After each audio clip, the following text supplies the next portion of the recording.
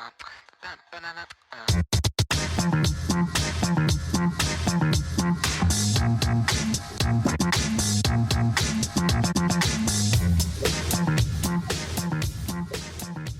nom a fait le tour de la presse nationale et internationale ces derniers jours. Les rumeurs disent qu'elle serait peut-être la petite amie de Cristiano Ronaldo. Au Maroc, aujourd'hui, les fans la suivent partout. Elle, c'est Mélanie Martins. Nous la recevons aujourd'hui dans votre émission Toi et moi. Restez avec nous.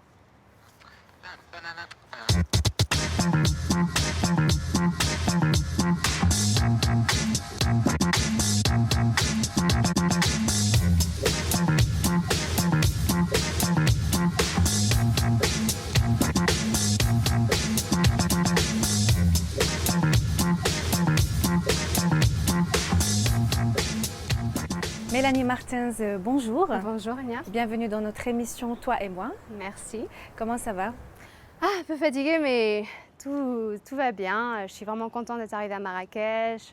Il y a du beau temps, il y a du soleil. Je suis contente. Mélanie, vous êtes mannequin. Oui, exactement. Vous êtes ex-finaliste de Miss Univers en 2011. Voilà, c'est ça. Qui est Mélanie Martins? Alors, Mélanie Martins, c'est non seulement une mannequin, je suis spécialisée dans la haute couture maintenant au Maroc. J'ai aussi un blog qui aujourd'hui est traduit en 4 versions. Donc c'est en français, en anglais, en espagnol et en portugais. Je suis éditrice de mode et de voyage. Ça veut dire que je voyage donc dans le monde entier et je vais en général faire des reportages en live sur Facebook, sur Snapchat, sur Twitter. Au Maroc, plus précisément, nous avons commencé des collaborations avec la haute couture, donc avec les caftans. Et ça a vraiment fait un buzz, ça a vraiment été quelque chose d'extraordinaire. Toute la communauté a adoré. Les caftans sont vraiment magnifiques. Il y en a qui font 2 kilos, c'est vraiment énorme, mais ils sont vraiment magiques. Et on est en train vraiment de faire des éditorials de mode qui commencent à être un peu différents en fait, de ce que les blogueuses font en général. Donc les blogueuses de mode ou de style font en général du prêt-à-porter.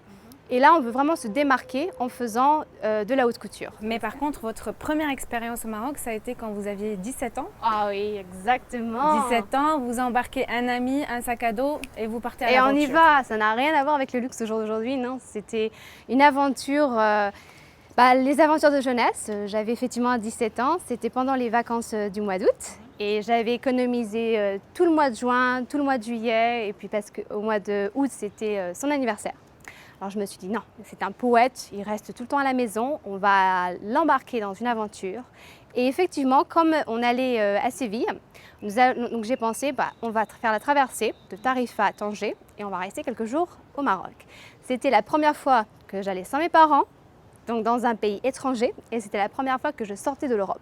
C'est ce qui justifie en partie votre retour maintenant au Maroc? Tout à fait. Alors c'est ça aussi, et aussi parce que j'ai une de ma nounou, ma toute première nounou. Elle était marocaine et elle porte vraiment quelque chose de très spécial dans mon cœur. C'est elle vraiment qui a veillé sur moi quand j'étais toute petite, pendant que mes parents travaillaient. Et elle m'emmenait donc chez elle, elle nous préparait les crêpes marocaines. Franchement, j'assistais un peu à tout ce quotidien.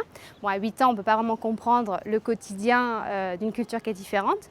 Mais à la fin, c'est resté en moi, voilà, cette petite part que j'ai du Maroc. Et c'est pour ça qu'à 17 ans, j'y étais et qu'après, je me suis dit, il faut que je repars. Il faut que cette fois-ci, professionnellement parlant, il faut vraiment que j'aille partager un peu toute cette beauté du Maroc avec ma communauté. Est-ce que vous avez des souvenirs ou des anecdotes à nous raconter? Oh oui, des anecdotes, il y en aura énormément. Alors, premièrement, je pense que c'est vraiment la gentillesse qui me touche, numéro 1. J'ai voyagé pas mal, de Hong Kong jusqu'aux États-Unis, en passant par beaucoup de pays en Europe. Mais ce qui me touche, c'est vraiment l'authenticité des gens, la simplicité et le grand cœur vraiment que les Marocains accueillent les gens. Voilà, ça, il n'y a pas de prix à ça, on ne peut pas mettre une étiquette.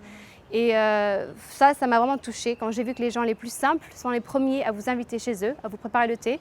On ne trouve pas ça en Suisse, on ne trouve pas ça à Paris, les gens ne vous invitent pas dans la rue comme ça. Si vous êtes perdu, non, le Maroc, je viens, je reviens et je découvre toujours quelque chose de différent. Sur une photo, il y a une photo de vous où on vous voit avec des fans Oui. faire ce signe-là. Oui. Est-ce que vous savez ce que c'est? Pas du tout. Je vais vous dire très sérieusement, je ne sais pas du tout ce que c'est. Je sais qu'il y a beaucoup, on m'a demandé à faire beaucoup de c'était à Rabat. J'espère que ce n'est pas quelque chose de mauvais. Mais on m'a demandé. Je vais vous dire, Oui. c'est en fait le signe du Wydad. C'est une équipe, on a le Wydad et le Raja qui sont les deux équipes phares un peu du Maroc. C'est comme le FC Barcelone et on va dire le Real Madrid. Est-ce que vous êtes un peu dans le sport? Est-ce que vous êtes fan? Alors, je vais vous dire très sérieusement, je suis fan de mes fans, mais pas du sport. Ils m'ont effectivement demandé de faire ça. Je leur ai demandé c'est quoi, ils m'ont dit que c'est un groupe de football, enfin c'est une équipe de foot. Et à l'époque, il y avait énormément de fans qui voulaient prendre des photos aussi, donc j'ai fait ça très rapidement. Bon, j'avais peur que ce soit voilà, quelque chose de mauvais, mais ils m'ont dit non, non, c'est juste une équipe de sport. Ok, donc j'ai fait effectivement le geste. C'était vraiment pour leur faire plaisir, il n'y avait aucune arrière-pensée de ma part, je ne savais pas du tout le symbole ou la signification.